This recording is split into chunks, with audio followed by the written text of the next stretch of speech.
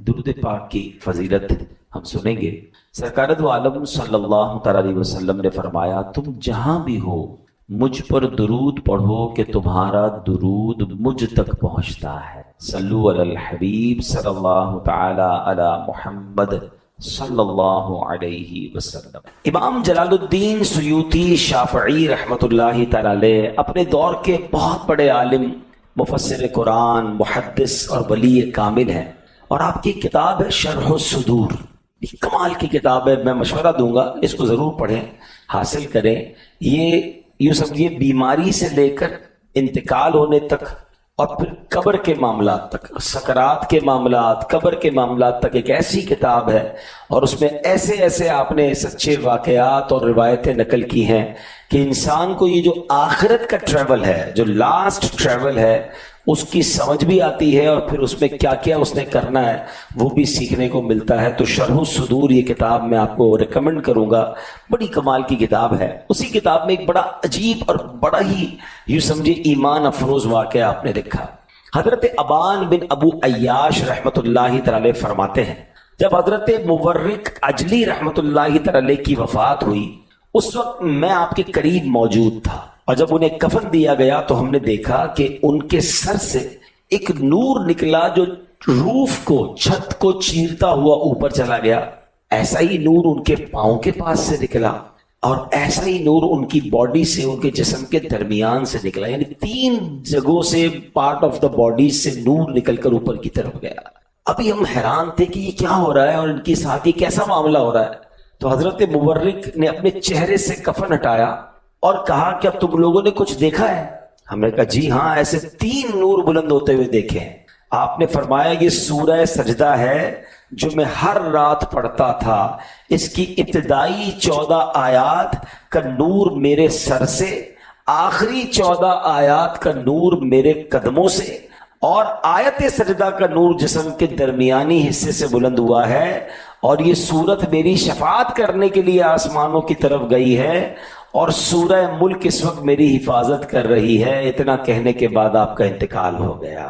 اللہ اکبر! قرآن کس طرح مرنے کے بعد حفاظت کرتا ہے، کس طرح عذاب سے بچاتا ہے۔ اور کچھ صورتیں تو وہ کمال کی صورتیں ہیں جو خاص یوں سمجھیے اس کے جو بینیفٹس ہیں، اس میں ایک بڑا بینیفٹ یہ ہے کہ وہ قبر کے عذاب سے بچاتی ہے۔ ورنہ غور کریں، مرنا تو بڑا مشکل کام ہے، روح نکلنے کی سختیاں، فرمایا روایتوں میں تلوار کے 1000 وار سے زیادہ سخت تکلیف ہے، پھر دنیا چھوٹنے کا غم، عزیز رشتہ داروں، آل اولاد سے جدائی کا صدمہ، اس کے ساتھ ہی قبر کی تنہائی، وحشت اور اندھیرے کا سامنا، 1000 طرح کی مشکلات ہیں جب بندے کی روح جو ہے اس کی باڈی سے جدا ہوتی ہے۔ مرنا تو ہم سب نے ہے، مگر اللہ سے دعا کرتے ہیں کہ اللہ ہمیں خیر و عافیت والی، کلمے والی، ایمان والی موت نصیب فرمائے۔ اب ذرا غور کیجیے، اپنی جگہ رکھ کر سوچئے کہ ہماری روح بدن سے جدا ہو رہی ہو، اور اس کے ساتھ ہی قرآنی صورتیں ہماری مدد کے لیے پہنچ جائیں۔ آئے ہے اللہ کی بارگاہ میں شفاعت کریں، کوئی صورت عذاب سے بچا رہی ہو، کوئی مبارک صورت ہمیں وحشت و تنہائی سے بچانے کے لیے دل بہلا رہی ہو، تو سوچے پھر کتنا لطف ہوگا۔ تو قرآن سے جن کی دوستی ہے، تلاوت قرآن جو شوق سے کرتے ہیں، پورا سال قرآن سے اٹیچ رہتے ہیں، انہیں مبارک ہو۔ اب یہاں ایک پہلے وسوسے کا علاج، کیونکہ پرابلم یہ کہ جب بھی کوئی ایسی بات کرتے نا تو کچھ لوگوں کو میمز بنانے والوں کو یا کچھ لوگوں کو سوالات شروع ہو جاتے ہیں کہ یار مرنے کے بعد کوئی کیسے جواب دے سکتا ہے، مرنے کے بعد کوئی کیسے زندہ ہو سکتا ہے۔ یہ تو جناب مولانا صاحب نے عجیب سا واقعہ سنا دیا۔ تو یہاں بھی پرابلم یہ ہے کہ قرآن پڑھتے نہیں ہیں۔ اگر قرآن پڑھیں تو قرآن پاک میں کئی ایسے واقعات موجود ہیں کہ مرنے کے بعد اللہ کی قدرت سے، ہمارا عقیدہ کیا ہے، رب چاہے تو اپنے بندوں کو مرنے کے بعد بھی زندہ کر سکتا ہے۔ تو قرآن میں کتنے واقعات ہیں، اب ذرا میں آپ کو اشارہ دے دیتا ہوں۔ پہلے سپارے میں جو ماشاءاللہ قرآن پڑھ رہے ہیں تفسیر کے ساتھ وہ میری بات کو اگری کریں گے، پہلے سپارے میں 70 افراد کے مر کر زندہ ہونے کا واقعہ ہے۔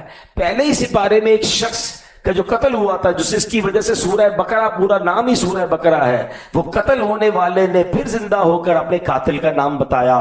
دوسرے سپارے میں 70,000 افراد کے مر کر دوبارہ زندہ ہونے کا واقعہ موجود ہے جو حضرت حزقیل علیہ السلام کی قوم کے لوگ تھے. تیسرے سپارے میں حضرت عزیر علیہ السلام کا 100 سال تک سوئے رہنے کے بعد دوبارہ زندہ ہونے کا واقعہ موجود ہے. 15ویں پارے میں اصحاب کہف کا 300 سال سے زیادہ عرصے تک غار میں سوئے رہنے کا اور دوبارہ زندہ کیے جانے کا واقعہ موجود ہے.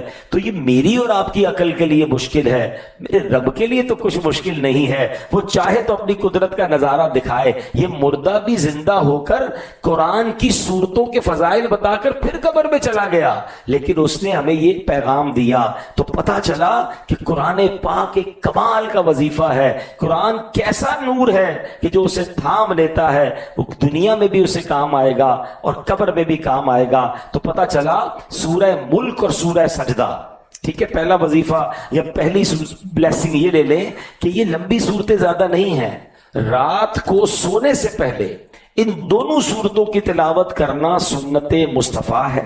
صحابی رسول حضرت جابر رضی اللہ تعالیٰ عنہ فرماتے ہیں, ترمذی کی حدیث ہے, کہ رسول پاک علیہ السلام سورہ سجدہ اور سورہ ملک کی تلاوت کیے بغیر آرام نہیں فرماتے تھے. اللہ کرے کہ ہم روزانہ رات سونے سے پہلے یہ 2 صورتیں پڑھیں. اور سورہ ملک کی تو کیا بات ہے, آج اسپیشلی میرا ٹاپک جو ہے وہ سورہ ملک ہے. سورہ ملک 29واں پارہ جہاں سے سٹارٹ ہوتا ہے یہ وہاں سے, اور تقریباً 3 منٹ لگتے ہیں. اب پڑھ کے دیکھیں, اگر پراپر تلاوت کریں تو you require only 3 to 4 minutes to recite سورہ ملک. مگر سبحان اللہ 2 رکوع ہیں, 30 آیتیں ہیں. اس کو سورہ منجیہ یعنی نجات دلانے والی سورت, سورہ مانعہ یعنی عذاب روکنے والی سورت, سورہ شافعہ شفاعت کرنے والی سورت, سورہ مجادلہ یعنی اپنے پڑھنے والے کے لیے جھگڑنے والی سورت, اور سورہ ملک. یہ اس کے مختلف نام ہیں. حضرت ابو ہریرہ رضی اللہ تعالیٰ عنہ سے روایت ہے, ابو داؤد شریف کی حدیث ہے, کہ مکی مدنی سلطان رحمت عالمیان صلی اللہ علیہ وسلم نے فرمایا قرآن کریم میں 30 آیتوں کی ایک سورت ہے, وہ اپنی تلاوت کرنے والے کی شفاعت کرے گی یہاں تک کہ اسے بخش دیا جائے گا. اور وہ کون سی ہے؟ آقا نے فرمایا تبارک الذی بیدہ الملک. یہ وہ سورت ہے. 4 minutes required. ہم سونے سے پہلے کچھ لوگ شاور لیتے ہیں, کچھ لوگ ڈریس چینج کرتے ہیں, کچھ لوگ برش کرتے ہیں, بہت ساری چیزیں جو لوگ کرتے ہیں, دوائی کھاتے ہیں, بہت ساری روٹینز ہیں جو سونے سے پہلے بندہ کر رہا ہوتا ہے. تو کیا 4 منٹ نکال کر ہم سورہ ملک نہیں پڑھ سکتے جو انشاءاللہ ہماری قبر میں شفاعت کرے گی؟ سورہ ملک کا ایک نام مجادلہ, جھگڑا کرنے والی سورت ہے نا.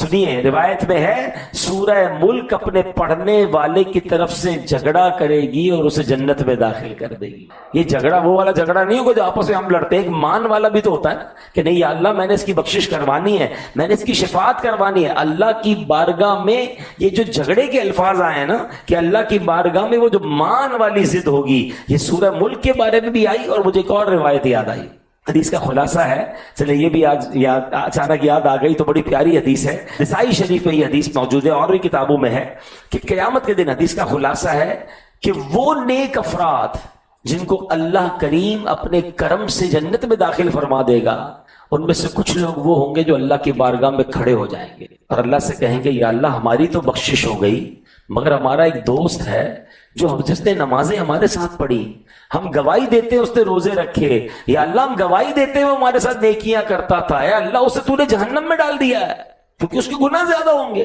اے اللہ تیری بارگاہ میں اس کے لیے سفارش کرتے. وہ بندہ اللہ سے مان والا جھگڑا کرے گا اور اس نیک شخص کو اجازت دی جائے گی کہ جاؤ اپنے دوست کو جہنم سے نکال کر جنت میں ساتھ لے جاؤ. اب یہاں اس روایت سے سیکھنے کو کیا ملا کہ یار زندگی میں کوئی ایک دوست تو ایسا بنا لے کہ جس کے بارے میں یہ امید ہو کہ اگر مجھے کچھ ہو گیا تو یہ اللہ کی بارگاہ میں کھڑا ہو جائے گا. اللہ نے اس کو ایسا مقام دیا ہے, یہ ایسا نیک ہے کہ مجھے امید ہے کہ انشاءاللہ یہ میری بخشش کا ذریعہ بنے اور میری شفاعت کرے. مگر کیا ہمارے ایسے دوست ہیں؟ آج تو دوست ایسے بنائے کہ بندہ نماز پڑھے تو دوست مذاق اڑا رہے ہوتے ہیں. یعنی وہ دوست جو مجھے نیکی پر ٹونٹ کریں, میں عبادت کی طرف آؤں تو مذاق اڑائے میرا, مجھے وہ دوست اچھے لگتے ہیں. نہیں میرے پیارے اسلامی بھائی, دوست وہ ہوتا ہے جسے دیکھ کر خدا یاد آ جائے. ہاں روایتوں کا مضمون ہے, دوست وہ ہوتا ہے جسے دیکھ کر خدا یاد آ جائے. ایک اور روایت یہ ہے کہ دوست کے دین پر ہوتا ہے. سوچے میں کس دوست سے دوستی کر رہا ہوں. اچھا کچھ لوگ تو اور آگے بڑھ جاتے ہیں, کہتے ہیں میرا دوست غیر مسلم ہے میں جانتا ہوں میرے دوست کے عقیدے ٹھیک نہیں ہیں، میں جانتا ہوں اس کا عجیب سا خیالات ہیں اللہ رسول کے بارے میں، اس کے صحابہ اہل بیت کے بارے میں، اولیاء کے بارے میں بڑی بکواس کرتا ہے، مگر وہ اس کا ایمان ہے، میں تو صرف کھانا کھاتا ہوں، رات کو کھیلتے کودتے ساتھ ہیں۔ ولا حول ولا قوت الا باللہ۔ جو اللہ کے بارے میں، رسول کے بارے میں، صحابہ کے بارے میں، اہل بیت کے بارے میں بری بات کرے، وہ میرا دوست ہو کیسے سکتا ہے؟ آپ کے ماں باپ کے بارے میں کوئی بری بات کرے، دوستی کریں گے اس سے؟ بتائیے نا، آپ کی ماں کو گالیاں دے اور ام المومنین کے بارے میں بری بات کرے، آپ کہیں گے یار یہ تو اس کا مسئلہ ہے، میں تو بس رات کو ڈنر کو جاتے ہیں، چائے پیتے ہیں، دوستی ہے، باقی اس کا عقیدہ الگ ہے، میرا عقیدہ الگ ہے۔ کیا جواب دو گے آپ قیامت کے دن ان صحابہ کرام، اہل بیت اور ان بزرگان دین کو جن کے بارے میں وہ بکواس کرتا ہے؟ دوست دوست کے دین پر ہوتا ہے، دوست وہ بناؤ جو قیامت کے دن شفاعت کر سکے، مگر شاید ہم ایسے دوست بنا رہے ہیں جو شاید قیامت میں ہماری پکڑ کا سبب نہ بن جائے۔ میرا I come towards topic کہ سورہ ملک، سبحان اللہ، یہ اللہ کی بارگاہ سے شفاعت کروائے گی۔ حضرت عبداللہ بن مسعود رضی اللہ عنہ فرماتے ہیں جو روزانہ رات کو سورہ ملک کی تلاوت کرے، جب وہ قبر میں جائے گا اور عذاب کے فرشتے اس کے قدموں کی طرف سے آئیں گے تو اس کے قدم کہیں گے تمہارے لیے ادھر کوئی راستہ نہیں ہے، کیونکہ یہ رات میں سورہ ملک پڑھا کرتا تھا۔ پھر وہ فرشتے اس کے پیٹ کی طرف آئیں گے، وہ کہے گا تمہارے لیے میری جانب سے بھی کوئی راستہ نہیں، کیونکہ اس نے میرے اندر سورہ ملک کو یاد کر رکھا تھا۔ پھر وہ اس کے سر کی طرف آئیں گے، کہا جائے گا تمہارے لیے میری طرف سے بھی کوئی راستہ نہیں، کیوں؟ اس لیے کہ یہ رات سورہ ملک مجھ سے ہی پڑھا کرتا تھا۔ تو پتا چلا میرے پیارے اسلامی بھائیوں، ہمیں سبحان اللہ سورہ ملک کو پکڑ لینا ہے، یہ انشاءاللہ عذاب قبر سے بچائے گی۔ اور اب نبی پاک علیہ الصلوۃ والسلام کی بڑی کمال کی حدیث ہے، صحابہ نے اس کو کتنا سیریس لیا۔ اب ذرا آپ غور کیجئے، اللہ کرے آج کے اس بیان کے بعد ہم بھی اس کو اسی طرح سیریس لے لیں۔ حضرت انس بن مالک رضی اللہ تعالیٰ روایت کرتے ہیں کہ نبی پاک علیہ الصلوۃ والسلام نے فرمایا کہ ایک شخص فوت ہو گیا، اسے سورہ ملک ہی یاد تھی، جب اسے قبر میں اتارا گیا تو عذاب کا فرشتہ آ گیا، تو یہ صورت اس کے سامنے ہو گئی۔ فرشتے نے کہا تم کتاب اللہ ہو اور مجھے تمہاری بے ادبی پسند نہیں ہے، میں تمہارے لیے اس مرنے والے کے لیے اور اپنے لیے کسی نفع اور نقصان کا مالک نہیں ہوں، اگر تم اسے عذاب سے بچانا چاہتی ہو تو میرے ساتھ اللہ پاک کی بارگاہ میں چلو اور وہاں جا کے سفارش کرو۔ سورہ ملک اس فرشتے کے ساتھ، عذاب کے فرشتے کے ساتھ بارگاہ الہی میں حاضر ہوگی۔ یہ نبی پاک واقعہ سنا رہے ہیں اور عرض کی ہے میرے رب تیرے فلاں بندے نے مجھے تیری کتاب سے منتخب کر کے سیکھا، میری تلاوت کی، اے اللہ کیا تو اسے آگ میں جلائے گا، اسے عذاب دے گا حالانکہ میں اس کے پیٹ میں ہوں؟ الہی اگر تیرا یہی ارادہ ہے تو مجھے اپنی کتاب سے مٹا دے، اگر اس نے مجھے یاد کیا ہے اور تجھے اس کو جلانا ہے تو اے اللہ پھر مجھے اپنی کتاب سے مٹا دے۔ اللہ کریم فرمائے گا میں تجھے ناراض ہوتا دیکھ رہا ہوں۔ سورہ ملک نے عرض کی ناراض ہونا میرا حق ہے۔ اللہ پاک نے ارشاد فرمایا جا میں نے اسے تیرے حوالے کیا اور اس کے حق میں تیری سفارش قبول کی، چنانچہ وہ واپس آ گئی اور عذاب کا فرشتہ خالی ہاتھ واپس چلا گیا۔ پھر سورہ ملک نے اس میت کے منہ پر اپنا منہ رکھ کر کہا کیا ہی خوب یہ منہ ہے جو اکثر میری تلاوت کرتا تھا، کیا ہی خوب یہ سینہ ہے جس نے مجھے محفوظ کیا۔ پھر وہ قبر میں اس کا دل بہلاتی رہتی تاکہ اسے وحشت نہ ہو۔ حضرت انس بن مالک فرماتے ہیں کہ سرکار دو عالم علیہ السلام نے جب یہ بات بیان فرمائی نا صحابہ میں، تو ہر چھوٹے بڑے، آزاد و غلام، ہر شخص نے اس سورت کو سیکھ لیا۔ آپ علیہ الصلوۃ والسلام نے اس کا نام منجیہ یعنی نجات دلانے والی سورت رکھا۔ جتنے صحابہ تھے بڑے چھوٹے سب نے سورت کو یاد کر لیا کہ ایسا مرنے کے بعد کام آنے والی سورت ہے اور اس طرح اللہ کی بارگاہ میں سفارش کرے گی، تو سب نے سورہ ملک جو ہے وہ جناب یاد کر لی۔ میں آپ سے بھی گزارش کروں گا اگر آپ بار بار پڑھیں گے ویسے بھی وہ یاد ہو جاتی ہے، تو سورہ ملک کو یاد کر لیں، اس کو روزانہ پڑھیں اور اپنی عادت میں شامل کریں۔ اللہ کی رحمت سے دنیا بھر میں جو دعوت اسلامی سے اسلامی بھائی اور اسلامی بہنیں تعلق رکھتے ہیں ان کو فاؤنڈر آف دعوت اسلامی امیر اہل سنت نے ایک بہت پیاری بکلیٹ دی ہے۔ 72 کوسچنز ہیں، مردوں کے لیے، خواتین کے لیے 63 ہیں، اور ان سب میں ایک ٹک باکس لگا ہوا ہے۔ اگر ابھی تک آپ نے وہ بکلیٹ نہیں دیکھی ہے تو دعوت اسلامی .net سے نیک اعمال آپ لکھیں گے تو وہ بکلیٹ سامنے آ جائے گی۔ اس کی ایپلیکیشن بھی نیک اعمال کے نام سے ہے۔ وہ کمال کے کوسچنز ہیں، ڈیلی ہمیں اس کو ٹک کرنا ہے کہ ہم نے پورا دن کیسے گزارا۔ اس میں ایک بہت پیارا کوسچن ہے کہ کیا آج آپ نے सूरह मुल्क पढ़ या सुन ली है ताकि रोजाना आप टिक करेंगे तो इंशाअल्लाह सूरह मुल्क की आदत बन जाएगी। अल्लाह हमें नेक अमाल पर अमल करने की तौफीक अता फरमाए। अब आइए सूरह मुल्क कुछ उसका मैसेज भी लेते हैं कि हम पढ़ते तो बहुत बार हैं, हम उसको अंडरस्टैंड बाज़-औक़ात नहीं कर रहे होते, हालांकि कमाल के मैसेजेस हैं। अल्लाह कुरान में फरमाता है तबारकल्लज़ी बियदिहिल मुल्क, बड़ी बरकत वाला है वो जिसके कब्जे में ही सारी बादशाही है। यानी मुल्क, कुदरत, इख्तियार सब का सब अल्लाह पाक का है। वही इस शान का मालिक है जिसकी मर्जी इस कायनात में नाफिज है। एक शायर ने खूब कहा ना, किसी को सोचों ने कब सराहा, वही हुआ जो खुदा ने चाहा, जो सबके माथे पे मोहरे कुदरत लगा रहा है, वही खुदा है। हम इंसानों की कमजोरी है, हमें कुछ ताकत इख्तियार मिल जाए तो अब हम क्या करते हैं, अब खामखा तकब्बुर का शिकार हो जाते हैं। फिरौन को देखिए, उसे ताजो तख्त मिले तो खुद को खुदा कहने लग गया। नमरूद बदबख्त को इख्तियारात मिले तो खुदाई का दावा कर बैठा।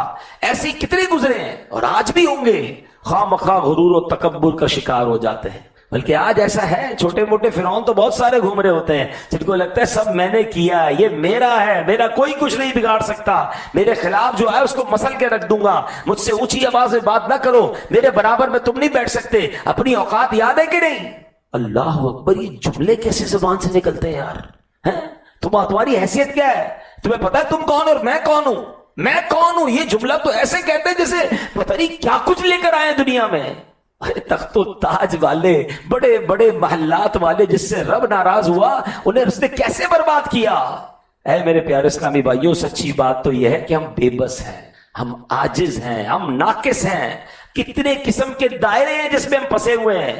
कुरान क्या कहता है? अल्लाह अकबर कहता है, जिन्नों और इंसानों के गिरोह, अगर तुमसे हो सके कि आसमानों और जमीन के किनारों से निकल जाओ तो निकल जाओ। नहीं निकल सकते। इस आसमान और जमीन के इस दायरे में हम कैद हैं, हम कहीं नहीं जा सकते। हम ना माजी में पलट कर जा सकते हैं, ना हम फ्यूचर में जा सकते हैं। एक लम्हा है हमारे पास, बस ये चंद सेकंड जो है ना, बस उसी पर तो हम इख्तियार रखते हैं। हम टाइमलेस भी नहीं हो सकते। ऐसा भी नहीं हो सकता कि वक्त गुजरता रहे, मेरा टाइम ना गुजरे। कुछ भी मेरे आपके इख्तियार में नहीं है। हम गो विद द फ्लो हैं। हमें जैसी जिंदगी चल रही है वो ऐसी ही गुजारनी है। तो फिर अपनी बेबसी को याद रखे ना कि मेरी औकात क्या है जो मैं तकब्बुर करूं। अल्लाह अकबर, सूरह मुल्क में तकब्बुर करने वालों को कैसे झंझोड़ा गया, अपनी बेबसी कैसे याद दिलाई गई है। अल्लाह कुरान में फरमाता है, कुल अराअयतुम इन अस्बह माउकुम गौरन फमन यातीकुम बिमाइन मईन। ये आखिरी आयत है ना सूरह मुल्क की। क्या फरमाया? तुम फरमाओ भला देखो तो, अगर सुबह को तुम्हारा पानी जमीन में धंस जाए तो वो कौन है जो तुम्हें निगाहों के सामने बहता हुआ पानी ला दे।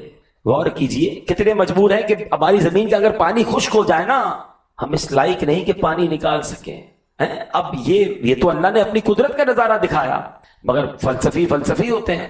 मसनवी ये मौलाना रूम ने लिखा कि एक फलसफी था, उसने ये कुरान की आयत सुनी, कहा इसमें क्या प्रॉब्लम है? तुम्हारा अल्लाह कहता है कि पानी जमीन में धंस जाए तो कोई नहीं निकाल सकता। हम मशीन लाएंगे, बोरिंग की बड़े बड़े आले लाएंगे, साइंस को इस्तेमाल करेंगे, सारा पानी निकाल लेंगे। हमारे लिए क्या मुश्किल है? बड़ा तकब्बुर, बड़ा उसका जनाब हुरूर।